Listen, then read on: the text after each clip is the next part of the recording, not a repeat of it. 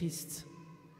Jésus lui dit, « Je le suis, moi qui te parle. » La femme, laissant là sa cruche, revint à la ville et dit aux gens, « Venez voir, un homme qui m'a dit tout ce que j'ai fait. Ne serait-il pas le Christ ?»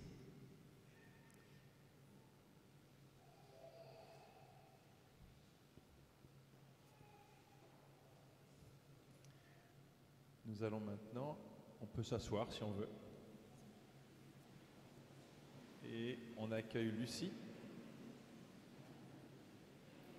On accueille Lucie, donc, qui avec Jean, ils ont 3 enfants et demi.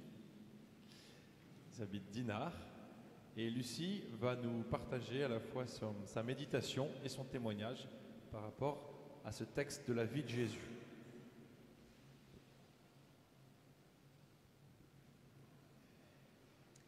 Alors je suis très heureuse ce matin de partager avec vous vraiment un trésor que j'ai dans ma vie.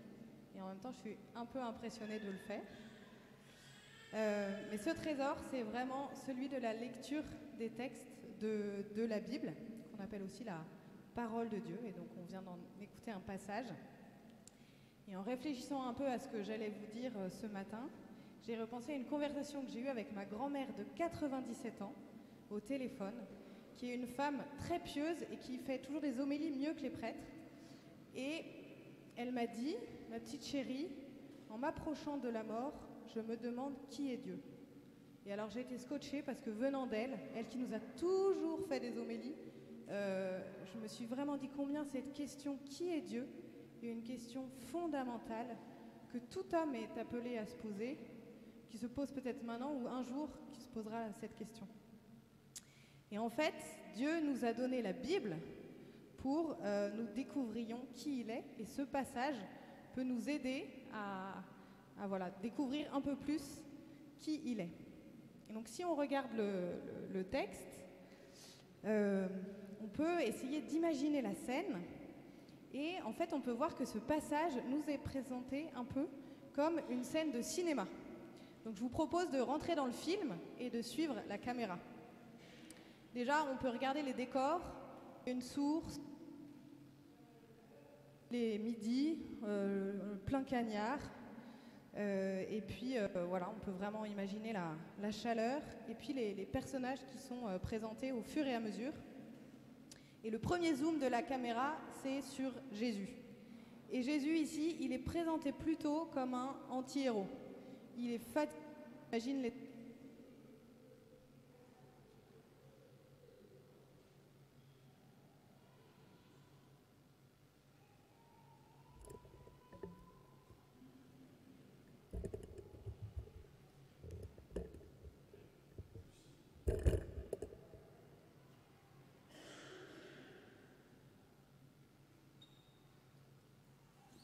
Donc c'est de plus en plus impressionnant. Donc Jésus, anti-héros, assis, et il attend. Et on voit que ses disciples, eux, ils devaient être fatigués aussi. Ils sont direct partis à la ville pour aller chercher de quoi manger, avoir un peu à boire. Et Jésus, il attend qui? Et là, on voit une femme qui arrive. Et déjà ça, c'est impensable. Une femme et un homme se parler seul à cette époque en public, c'est impensable. Une femme qui vient de Samarie, on apprend qu'elle vient de Samarie. Les Juifs et les Samaritains se détestaient.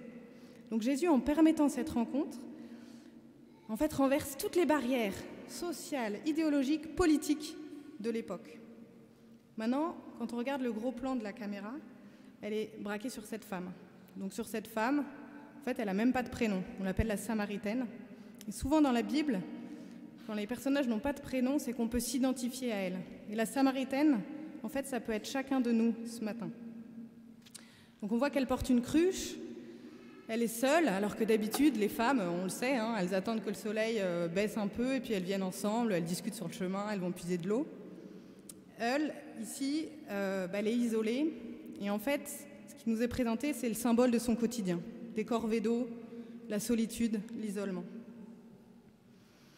Jésus qui attend de cette femme, c'est Jésus qui attend chacun de nous.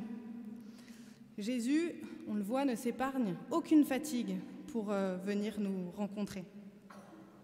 Et personne, aucune barrière idéologique, sociale, ne l'empêche de le faire. Et pourquoi est-ce qu'il veut nous demander? Eh bien, pour nous demander à boire. Et là, on le voit, c'est la première parole de Jésus. Dieu nous dit sa soif, et ici avec Jésus, on voit bien qu'elle n'est pas feinte. Et donc, est-ce que vous imaginez un peu la scène? Cette Samaritaine a l'occasion de donner à boire au Fils de Dieu sur terre. C'est quand même assez unique. Et donc, quand Dieu demande quelque chose, ben, c'est pas très compliqué. En fait, il lui demande un peu d'eau. Quand Dieu nous rencontre, c'est jamais pour demander des choses hors de notre portée, impossibles. Il a simplement soif que l'on se tourne vers lui, et vraiment il agit toujours avec une incroyable délicatesse envers nous. Et ici il y a un peu un renversement, parce que on peut avoir l'idée de tout attendre de Dieu, d'être un peu spectateur, de voir comment Dieu va agir dans notre monde, dans notre vie. Mais en fait, Dieu nous demande d'abord de lui donner un petit quelque chose, un peu d'eau. Ça peut être un peu d'espace, un peu de place dans notre vie. Et c'est ce que l'on vous proposera par la suite en vous avançant près de cet autel. Ça peut être le signe que vous êtes prêt à lui donner un petit quelque chose, rien qui soit hors de votre portée.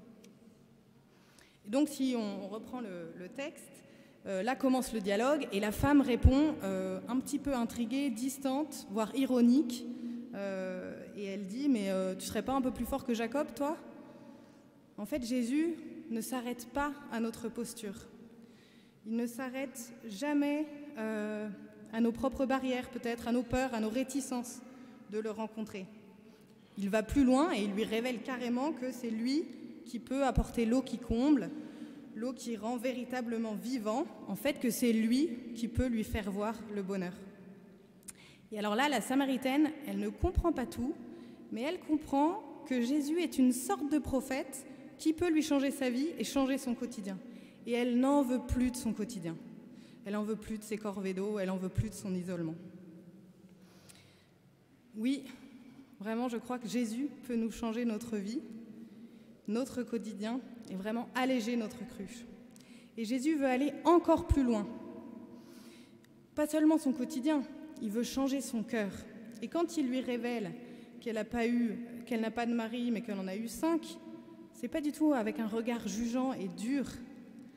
Au contraire, il lui montre qu'il la regarde vraiment telle qu'elle est, avec amour. Et Jésus vient nous rejoindre dans nos relations affectives, qui sont parfois désordonnées, qui ont pu nous blesser, qui ne sont pas toujours belles ou qui nous font encore souffrir, sans jamais nous juger. Jésus veut remplir notre cœur pour que nous soyons vraiment heureux, comblés du véritable amour qui rend vivant. Et cette femme, alors qu'elle est mise à nu peut-être sur ce qu'elle porte de plus blessé, elle ne s'enfuit pas et elle pose une question sur cette fois-ci le sens de la religion. Et Jésus, encore une fois, vient répondre. Il vient répondre à notre soif spirituelle et il se met à portée de cœur et d'esprit. Donc oui, le regard de Jésus sur cette femme la rend véritablement vivante. Et d'ailleurs, à la fin de ce passage, hop, elle laisse sa cruche, elle court, elle va chercher tout le monde, elle qui était si seule. Donc je voudrais terminer par un petit témoignage, parce que dans mon histoire personnelle, j'ai été cette Samaritaine. Jésus, moi aussi, m'a attendue pour renouer avec moi un dialogue, pour me révéler qu'il était vraiment la source du bonheur. Donc, j'étais étudiante, j'ai été très marquée par la mort de mon père que j'adorais à 19 ans. J'étais d'une famille pratiquante, mais à ce moment-là, j'ai vraiment repoussé Dieu. J'étais hyper en colère contre lui qui n'avait rien fait. Quelque temps avant, j'avais rencontré un garçon qui était plus âgé que moi. Et puis j'ai décidé, pour faire un peu comme mes frères et sœurs et pour essayer de m'en sortir, de me marier. Un peu comme un projet qui m'apporterait un peu de bonheur. Et puis au fond de moi, à quelques semaines du mariage, tout était quasiment prêt. Hein. J'ai senti que c'était pas vraiment ça la voie pour moi. C'est une décision très dure qu'on a prise ensemble et on a décidé de ne pas se marier. Et même si j'ai eu un grand soulagement, j'ai vécu vraiment ça comme un nouveau deuil en fait, un nouvel échec. Et pourtant, au fond de moi, j'avais vraiment cette soif j'avais envie de m'en sortir, quoi. J'avais envie d'aimer, d'être aimée. Et à partir de là, j'ai eu une vie affective assez désordonnée, qui d'ailleurs ne m'a jamais comblée. Ça ne me rendait ni heureuse, ni fière. Un peu comme la Samaritaine, d'ailleurs, je la cachais pas mal aux autres. Puis au fur et à mesure, je perdais ma joie de vivre. Et puis je repoussais Dieu toujours plus loin, en l'imaginant vraiment avec un regard jugeant, moralisateur, moi qui m'éloignais un peu de la morale que j'avais toujours apprise, mais aussi de l'idéal que je portais. Et c'est là que Jésus est venu me rejoindre. C'est là qu'il m'attendait, comme la Samaritaine. Et donc je me souviens très bien du jour, de l'heure. J'avais accepté d'accompagner ma maman à la messe un soir, pas très loin d'ici, à Sable d'Or. Et là, je m'ennuyais ferme, parce que j'étais dans cette posture-là. Et contre toute attente, il y a un texte de la parole de Dieu qui m'a parlé et qui disait « Dépose ton fardeau aux pieds du Seigneur ». Et là, je ne sais pas pourquoi, je l'ai pris pour moi. Et je me suis dit « Mais il faut que j'aille faire une retraite ». Alors que vraiment, les retraites, c'était pas du tout mon truc. Bref, j'y suis allée. Et pendant cette retraite, j'ai rencontré un prêtre à qui j'ai pu tout dire. J'ai pu dire ma souffrance, j'ai pu dire ma vie affective dans tous les sens. J'ai pu dire ma colère aussi. J'ai pu dire toutes mes questions. Et à ce moment-là, et cette rencontre s'est terminée par une confession, à ce moment-là, comme la Samaritaine, j'imagine, quand elle laisse sa cruche et qu'elle va voir tout le monde, j'ai ressenti l'immense amour de Dieu pour moi. Et ce Dieu que j'imaginais si lointain, si jugeant, en fait, il était là pour me dire « c'est moi qui veux t'apporter le bonheur ». Et alors que, après, vraiment, je cherchais, j'avais soif de savoir qui il était, de le découvrir davantage. C'est là où j'ai rencontré Jean, l'homme avec qui je partage ma vie et un grand bonheur aujourd'hui. Alors ce matin, voilà, alors que Jésus nous attend pour nous rencontrer, peut-être nous consoler dans nos blessures, n'attendons plus pour lui offrir un peu de notre eau, pour nous tourner vers lui et puis lui laisser en fait toutes les cruches qui sont trop lourdes dans nos vies. C'est lui qui nous fera avoir le bonheur et c'est lui qui nous rend vivants.